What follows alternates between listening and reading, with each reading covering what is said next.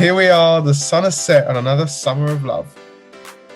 Ending with I love yous, pairs of Crocs, salons opening everywhere. Our champions have been crowned as Davide Ekin-Su start their life outside the villa. But one thing's for sure, I'm not a liar, but I'm an actress. I'm Megan Rose. And I'm at Clewes, and for the final time, this is Off the Island. Yes. Oh, we've reached the end, Meg. Meshka. Oh, Matteus, it's been a summer, isn't it? It's been a ride. And by the way, before we delve in, football's come home. Woo! Go on, my lady. Love it. Big up. We all know they're big Love Island fans, and we all know that they listen to this podcast every week as well. So thanks for that. So, shall we get into it? The final episode has landed. It's all over. Can you believe it's gone this quickly? It has, and I think we need to really, first of all, start by talking about whose predictions were more correct than others. I think you were actually more right, weren't you? I mean, yes, I was. I was surprised that Gemma and Luca finished second. This is what baffled me. Well, I'm not, mainly because I feel like the backing that probably her family heritage has brought her has played a big part in this. Yeah. I do think as well she's become, as we've spoke about, she's become a very likable person because of how true to herself she's been the whole time. And I think in the beginning it was a bit like, God, this girl, like, she's not going to last 5 minutes. I don't think the public are going to take to her. But actually, she's just very to the point. I think she's quite mature for a 19-year-old, actually. And I can see why now they got her on the show. And yeah, she's never changed. And with Luca, he's the one that's kind of shown different sides to him, I'd say, along his journey. But I think it's very clear how much he's in love with her. And, you know, time will tell, won't it? It will indeed. And we've already seen glimpses of certain things happening outside the villa, but let's not delve into that. Let's why brush things away. Let's talk about what just happened in that villa, because we love the villa. We always do.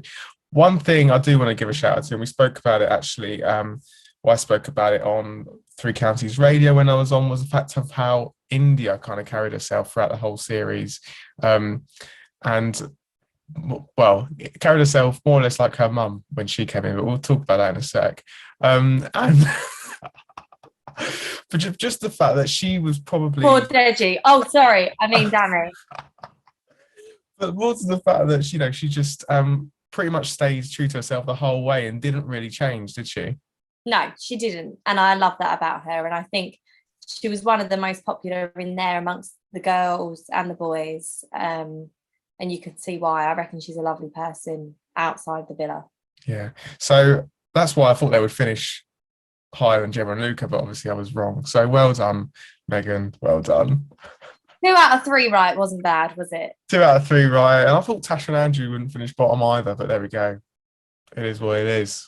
The reason why I did think that is because they haven't had the backing of the public the whole time. Yeah. So I knew that Paige and Adam would have to go before that, because I think if Paige was in there with Jax still, I think she would have come second or third. But I think the fact that she was with Adam and everyone was like, really, you're not getting to the final, dude. Like, you've already had this opportunity before. Literally.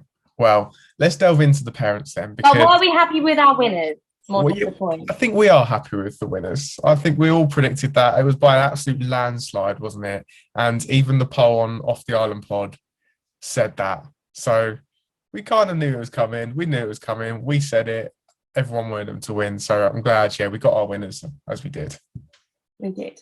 Very happy. Exactly. Right, let's get into the parents then, because it was pretty interesting. Should we start with India's mum? Because it was just great. It was just great. And we knew that I just felt like they would be very similar, and they were. And then, yes, she also called Deji. I can't even say it myself. Oh, I just loved it. And you know what? Like, I'm glad that she didn't come in all warm and friendly because you know what? That's her baby girl in there, and she's seen her been taken the pee out of a little bit. Um, but it was funny how as soon as she said his name wrong, that she instantly like retracted what she was saying, was like, yeah, but I can see that obviously you two are happy together, and you definitely, I mean, I don't know how much editing went into that so it looks so Yeah. streamlined, but the way they cut it was great. And there was another mom making a, opinions known, which was Paige's mum, saying that she basically preferred Jack's. And that she didn't buy it. Quote, I don't buy it. And you know what? Yes, I'm so glad she said that because I don't buy it either. No, I think Paige has definitely, I think she's trying to believe herself a bit more as well about it. But I don't know if it will last, to be totally honest with you. It might last, but it's not believable, is it? And we all know Adam went back in there. It's to get back in the limelight. He went for Paige, who, let's be honest, everyone was loving her at that point. She was the popular one. He saw cracks with Jax and he went for it. We could just be completely speculating that, but that's what it looks like. Adam got the girl, but I still stand by what I say. I believe in a couple of months' time, we are going to see pictures of Jax and Paige back together. Big, big claims, big claims. And it's probably what the public want. And then I think the pair of them will know that's what the public will want as well. So we shall see. Although Jax has been spending a lot of time with Antigone, as we had mentioned before. So let's see what happens. But another parent who caused a stir was Tasha's dad, wasn't it? Yes. So Tasha's dad, I think he literally had Andrew on the edge of his seat when he said, my daughter deserves a prince and I don't think you're going to be good at it. And we were all like, I think you're going to be great at it. Simon Gosh, Cowell moment. imagine. It really was. Oh. Like, sorry, I look like I've got like a bit of a Darth Vader light going in front of my eyes. Yeah, so that was really, really funny. And she definitely looked like she was gonna kick him under the chair if he didn't just change his course of action very soon. So, but I think I have to say, commenting on their relationship, I genuinely think they are totally in love now. I think, yeah, so do I. And obviously, we kind of thought that near the start, didn't we? But she has had a bit of a bad rep in there, hasn't she? And for various different things. But for what she's done for obviously the deaf community and that kind of thing. And I actually learned a little bit more about the earpiece that she obviously has to wear. So apparently, I was talking to someone and she's also got a friend who wears one of them as well. And apparently, the reason why she may react like she does is because actually she can't really hear like the way things are said. As people talk, apparently in the earpiece, it's essentially like a robotic noise that she hears whatever said, essentially. So that's why things may get taken differently with her, because she can't hear the way people are saying it. She might still miss a couple of things in what they're saying.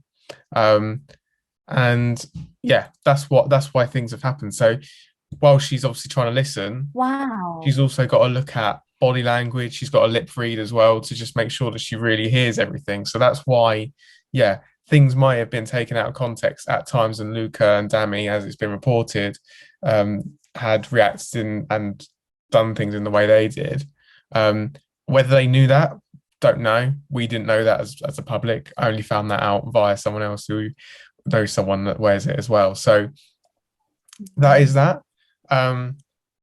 What happens after? And I think, not that she needs to, but I think that it would be good if Tasha can kind of shed some light, or maybe a little bit more. Maybe it's us as a public need to learn a bit more about it. Yeah, absolutely. There needs to be some education behind this. And, just like Jax has come out and he's now supporting children with ADHD and really doing something good about the fact he's been open about the fact that he has got a lifelong condition. I think it'd be great if Tasha did the same, for sure. Yeah.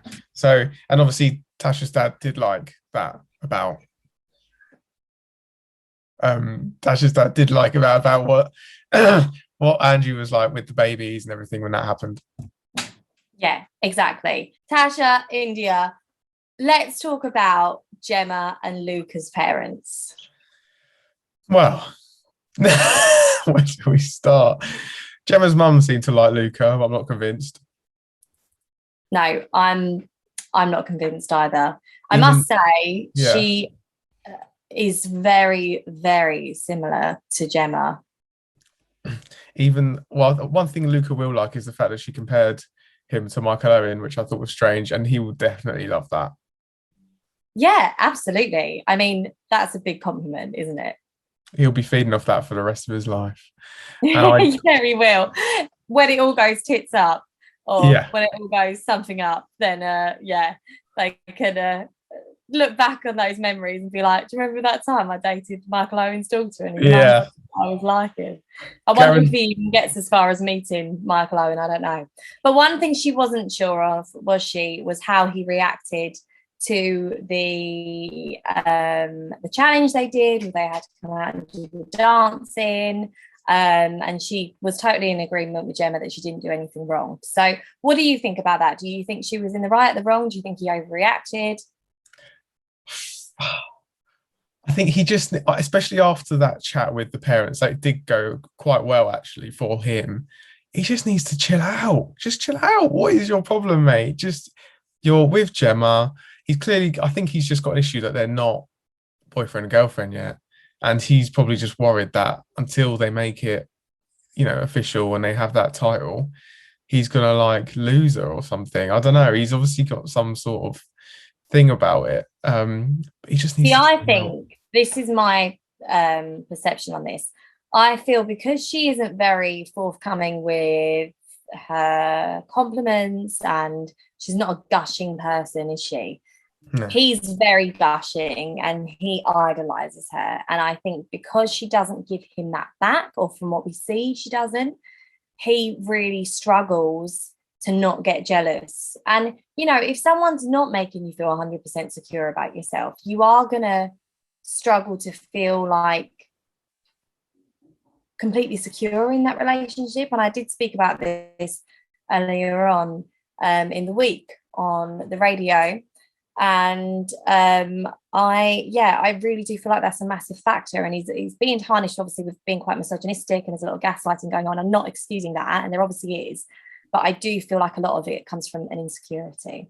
And maybe a previous, obviously, relationship, maybe he didn't have that and he's worried that he's going to have that again potentially. But I'm sure we'll know about it when they're boyfriend and girlfriend. And not that we'll watch it as we have been for the last 8 weeks, but maybe it will be the start of a good thing for them when it happens eventually. We shall see. Yeah, absolutely. I hope so. Shall we head in to talk about the final then? Because they had salsa dancing, which was very interesting, as we always like to see. They did their little vows as well. Was anyone that picked it to the top of your favourite list of the vows? Yeah, Tasha and Andrew, I actually cried. Of course. It's so embarrassing. No one was at home, and I was sat there on my own watching the Love Island final. And I was sat there with a cup of chamomile tea, and I was just bawling my eyes out. It was really pathetic. Oh no. Well, that's good. That's good. But it's at the end of the day that you can't. I don't think you can really fake that, can you? No, you can't fake that. And it was what was in their eyes. And I'd love to know what her superpower is, because obviously that's been kept very secret. So that would be nice to know. But yeah, what about you? Gemma and Luke, I thought was interesting. Who was it that said? Was it Ekin that said Davide was her soulmate, or was it Gemma that said Luca was her soulmate? So wasn't it Davide who called Ekin-Su his soulmate? No, it's Ekin called Davide a soulmate, which I was Oh, surprised by. wow. I didn't expect her to say that, but was that her trying to get another vote? I'm just being skeptical at everything at the moment, but I'm sure it wasn't. Clearly that he is her soulmate, and I think he was a bit surprised. I think he cried a bit, didn't he? He did. They look very emotional. I think that date really solidified their relationship. Obviously, they're now a couple, and they said the L word. And I mean, I did think it was a bit much when she jumped on him after and just like snogged his Oh. face off. I was like, that didn't seem very natural to me. That was a little bit forced. There's one thing I'm not going to miss is them two absolutely just eating each other's mouths on live national television. Do you know what I mean? It's just not. Why? It's not very pleasant, is it? No, not at all. So not going to miss that at all. But one thing that did make me laugh is when Dami was reading his out to India and he was obviously talking about the fact that, about being together and for a long term, this, that, and the other. So he said, so basically summer, and he paused and she had a face. And then he went autumn, winter, and spring. And I was like, oh my God. Her face, she went. He picks his moments, doesn't he? He picks his moments. But it was good. It was good. I didn't find their vows very genuine, though. I thought Gemma's was lovely because it's the first time we've ever kind of heard her being totally heartfelt.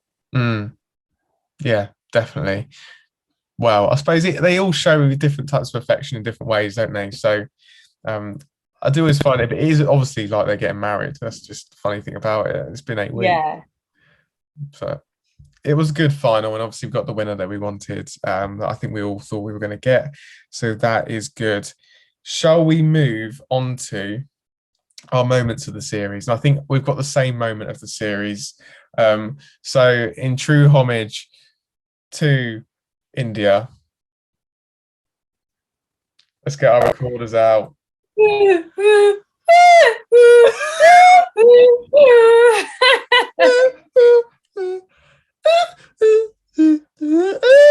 Yeah, so that's on that. I've seen so many memes of it. I bet she can't wait to watch it. She can't wait to watch it, I'm sure. But what a moment it was. It really was. So that is coming up tops. I've got to say my second, and I'm sure this will come to no surprise to our lovely listeners, was "You're a liar, you're an actress, get out." It was great. I think that quote will be on t-shirts. It's going to be on merch everywhere. It's going to be huge. It's going to be huge, and they're not going to stop playing that for a while. I think we've got to put up there as well the moment with Ekin and Natalia, and Ekin was like, "I'm Ekin-Su," and she was like, "Ekin who?"